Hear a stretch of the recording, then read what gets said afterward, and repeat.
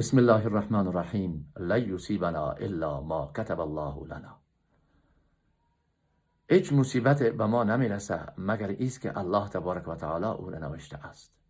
تو که از مهنت دیگران بیغمی، نشاید که نامت نهند آدمی. هر مصیبتی که در یک جامعه پیش میشه از طرف الله است، امتحان الله است. ما در این قسمت بحث نمی کنیم چون وقت نیست که چرا مصیبت میآید. عمیقا میگیم که درست است، تاثیرات گناه ما است. ما باید یک تجدید در اعمال خود بکنیم، کردار خود توجه داشته باشیم که ما چی میکنیم. چرا وقتی که مصیبت میآید سر یک طبقه برادرها و خواهرای ما نگوییم که اونا گناهکار بود، بلکه بگوییم که ما گناهکار هستیم. اثر گناه ما، اثر بدبختی های ما بود که اونا مبتلا به امتحان شدند. در کل مصیبت از طرف الله میآید، همه از طرف الله هست.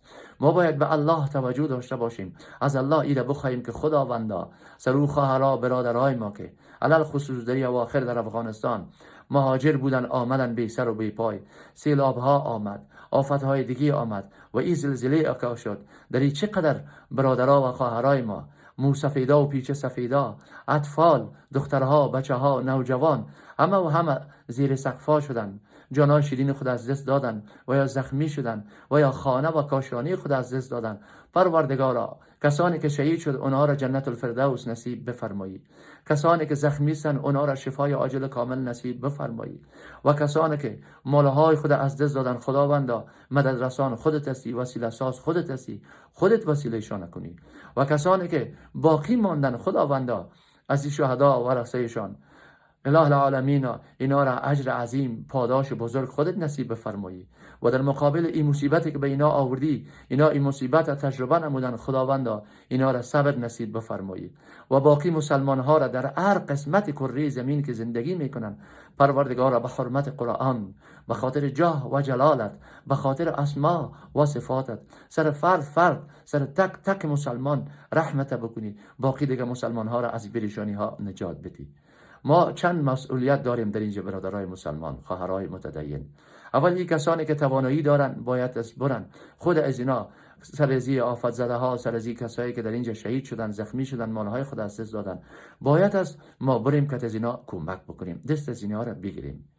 چرا این امتحان خداوندی است. سر یکی که الله مصیبت میاره ما تو را متوجه میسازه.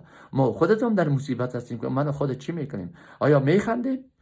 آیا کمک میکنیم؟ آیا چی میکنیم؟ پس باید است که ما مسئولیت خود ادا کنیم، بریم با اینها کمک کنیم.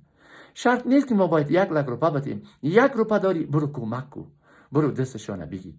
و او کسایی که توانایی کمک ندارن، دهن دارن، الحمدلله ایمان دارن، اینها چی کنن؟ دعا بکنن که خداوند سر از اینا رحم کرمت بکنی.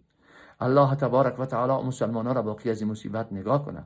امی مسئولیت ماست که ما بریم کمک بکنیم. کمک کرده نمیتونیم دعا بکنیم و از الله این تمنا را داشته باشیم که خداوندا اگر ما گناهکار هستیم، ما باید خودمون هم یک تجدید در ارتباط و اعمال و کردار خود داشته باشیم که خداوندا دیگه ما را از این مصیبت ها به خاطر قرآن نجات بدی.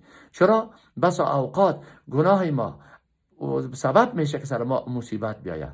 اما این نیست که اطفال و بیچاره گناهکار بود، او موسفید، او زن، او مظلوم بیچاره که حتی مریض بود، در خانه در بستر بود، او در امتحان خدا قرار گرفت، زیر سقف شد. همه امتحان خداوندی است. الله بر از اونا این مصیبت میاره. اونا شهید شدن، به این معنا نیست که اونا تمام شدن، بلکه خداوند قدوس به کسایی که در حادثه شهید میشه اینها را الله اجر عظیم نصیب میکنه. خداوند اینها را بهشت برین نصیب میکنه. خداوند اینها را بالاترین مقام نصیب میکنه. همه میمیریم. این نیست که ما زنده میمانیم، کل میمیریم. اینا وقتی که به این شکل میمیرن، الله تبارک و تعالی اینها را جنت الفردوس نصیب میکنه. خداوند و بازماندگانشان صبر و اجر عظیم نصیب میکنه. خب ما چی باید از بکنیم که توجه داشته باشیم؟ ما هم توبه بکنیم، با اینا کمک بکنیم، به حق از اینا دعا کنیم که خداوند دیگه از این مصیبت مسلمانان را نگاه کنه.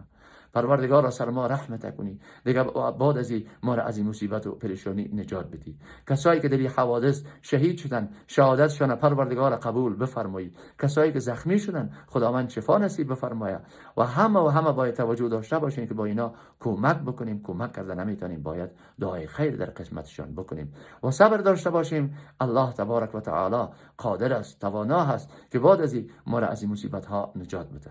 ما همیشه دوستان میگم که دعا کنیم که پروردگارا به حرمت قرآن ما را از معصیت و از مصیبت نجات بدی. و امی دعای ما باشه به حق همه ملت اسلام که خداوندا همه امت رسول الله صلی الله علیه و سلم را از مصیبت و معصیت نجات بفرمایی، همه را عفو و عافیت نصیب بفرمایی پروردگارا. آمین یا رب العالمین.